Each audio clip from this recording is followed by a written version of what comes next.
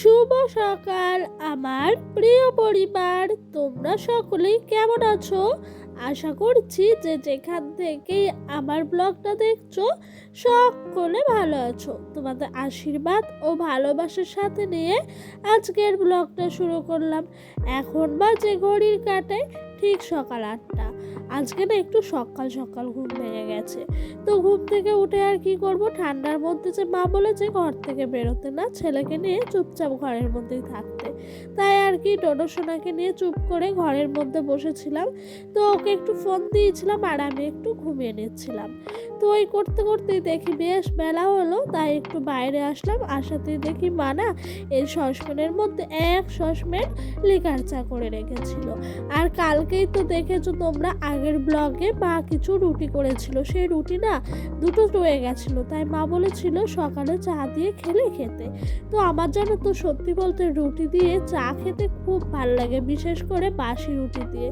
তাই বাসি রুটি একটা মা খেয়েছে আর একটা আমার জন্য ছিল। আর ডোডোকে বিস্কুট তার সাথে সেরেল্যাক্স খাইয়ে দিলাম, তাতে করে কিন্তু ওর পেটটাও ভরে গেল আর আমারও কিন্তু সকালে খাওয়াটা হয়ে গেল। তো ওকে এখন খেলনা দিয়ে বসিয়ে দিয়েছি, ও নিশ্চিন্তে খেলা করছে। আর জানো তো বন্ধুরা, ও খেলাধুলা করলে না আমার কাজ করতে কোনো অসুবিধাই হয় না। যখন একটু খেলাধুলাটা কম করে তখন মনে হয় যে কাজ করতেই ভালো লাগে না। তো আর কি করব, খেলছে দেখে ঝটপট করে কাজগুলো সেরে নিচ্ছি। আর এখানে তো সেরম কেউ নেই যে ওকে ধরে রাখবে। আছে ওর কিছু পাড়ার মিমিরা, তো ওরা তো স্কুলে যায়, পড়তে যায়। তো ওদের আর নেওয়ার সময় সেরমভাবে হয়ে ওঠে না। আর যখন নিতে আসে তখন আমার কোনো কাজ থাকে না। তো আর কি ওকে নিয়ে সংসারের সমস্ত কাজগুলো এক হাতে প্রত্যেকটা সারি। আর এই দিক দিয়ে কালকে রাতে না বন্ধুরা, কালকে দিনের বেলা যেসব জামা কাপড়গুলো আমাদের ছিল ভেজা, সেগুলোই নিয়ে চলে আসলাম এই তারের মধ্যে মেলতে, যাতে করে জামা কাপড়গুলো সব শুকিয়ে যায় আর রোদের মধ্যে আধ শুকনো হয়ে ভালোভাবে শুকায়, সেই কারণে। তো আর কি ডোডো কিন্তু এখন অবধি খেলা করছে। এরই মধ্যে যেন আমি একটু আলু সেদ্ধ দিয়ে ভাত বসাবো, মানে সকালে খাওয়া দাওয়াটা সেরে নেবো বলে। তো ও তো এক মুঠ ভাত খায়, তার সমান বা তার থেকে একটু বেশি আমি খাই। তো সেই জন্য এই বাটিটার মধ্যেই না ভাতটা বসালাম, অ্যালুমিনিয়ামের বাটিতে। হাঁড়িতে আর ভাতটা বসাতে ভাল লাগে না, এইটুকু ভাতের জন্য অত বড় বাটি। তো আর কি করব, শুধু ভাত আর আলু সেদ্ধ করলেই তো হলো না, তার সাথে একটু শিম সেদ্ধ দিয়েছিলাম, একটু কুমড়ো সিদ্ধ দিয়েছিলাম, যাতে ও ছোট তো ওর একটু প্রোটিনটা হয়, মানে খেতে ভালো লাগে, সেই কারণে। তো চালগুলো এদিকে নিয়ে আসে সমস্ত সবজিগুলো একসাথে করে ধুয়ে নিচ্ছিলাম। এরই মধ্যে ডোডোকে জানো তো ওর একটা মিমি এসে নিয়ে গেল, বলছে তুই কবে এসছিস আমাকে জানি না। তো আর কি নিয়ে যাওয়াতে একটু ভালো হলো, তাতে আমি ভাতটা বসিয়ে দেবো, আরও বাড়তি ছোটোখাটো কিছু কাজ সেরে নেওয়া যাবে।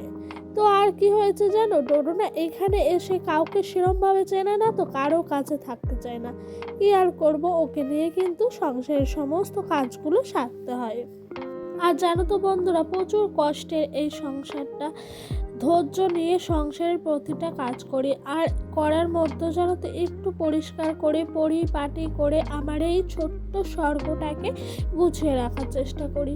এই স্বর্গটার মধ্যে না একদিন আমি, মা, বাবা আর দিদি থাকতাম, কিন্তু এখন কি হয়েছে, এই বাড়িটা তো পুরো ফাঁকা হয়ে মা একা বাড়ির মধ্যে থাকে। আর এই বাড়ির প্রতিটা দেয়াল দেখলে পরে মনে হয় যে হাজারো স্মৃতি লুকিয়ে আছে। সত্যি বলতে এই স্মৃতিগুলোর কথা মনে এতটাই পড়ে, তোমাদেরকে বলে বোঝানোর মতো নয়। আর প্রত্যেকটা মেয়েরই বিয়ের পর তাদের বাপের বাড়ির সঙ্গে তো হাজারো স্মৃতি জড়িয়ে থাকে। আর দেখেছো ডোডো এদিক দিয়ে চলে এসছে বদমাইশি করতে। কি করব, ও এসে বিছানার তলা থেকে সমস্ত জিনিসগুলো মায়ের দরকারি বের করে দিচ্ছিল। তো ওর হাত থেকে সব কেড়ে কুড়ে নিয়ে আবার রাখলাম। তো এরই মধ্যে মা বাড়ি এসছে, মা বাড়ি আসাতে কিছুটা হাঁসের ডিম কিনে এনেছিল। তো 3টে মতো হাঁসের ডিম এনেছিল, একটা ডোডোর, আমার আর মায়ের।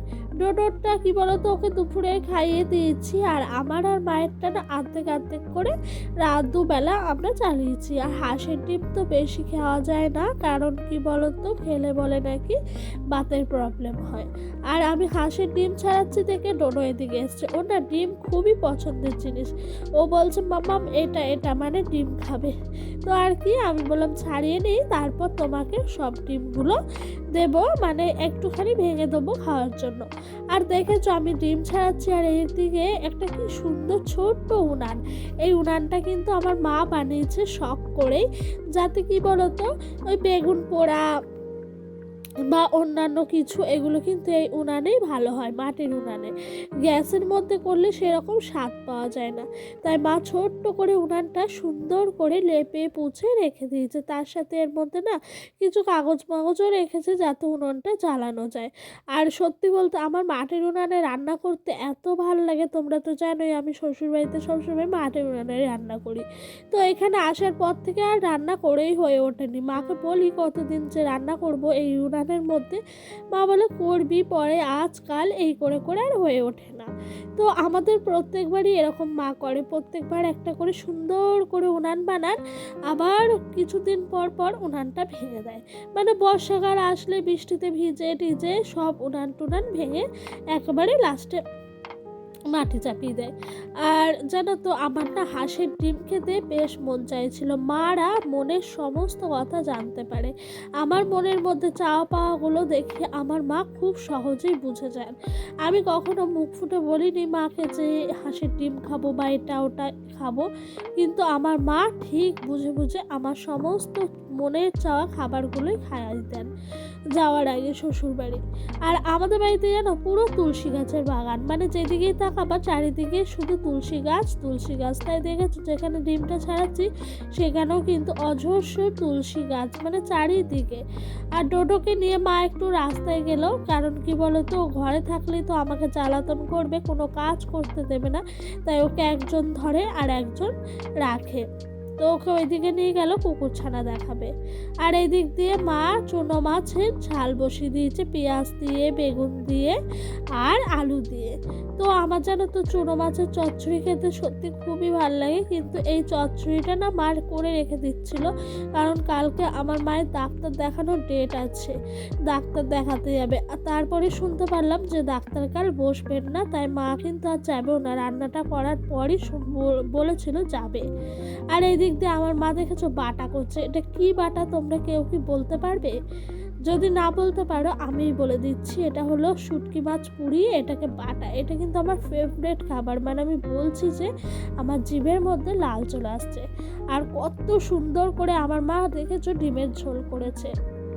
এইগুলোই আজকে আমাদের খাবার ছিল, ডিমের ঝোল, তারপর তোমার শুটকি মাছ বাটা, এগুলো দিয়ে আজকে দুপুরটা খেলাম। তো বন্ধুরা ভিডিওটা না আজকে এই পর্যন্তই রাখছি। তোমাদের যদি ভালো লাগে অবশ্যই লাইক কমেন্ট করো, আর যদি ভিডিওটা আরও ভালো লেগে থাকে চ্যানেলটি সাবস্ক্রাইব করে ছোট্ট একটা নতুন সদস্য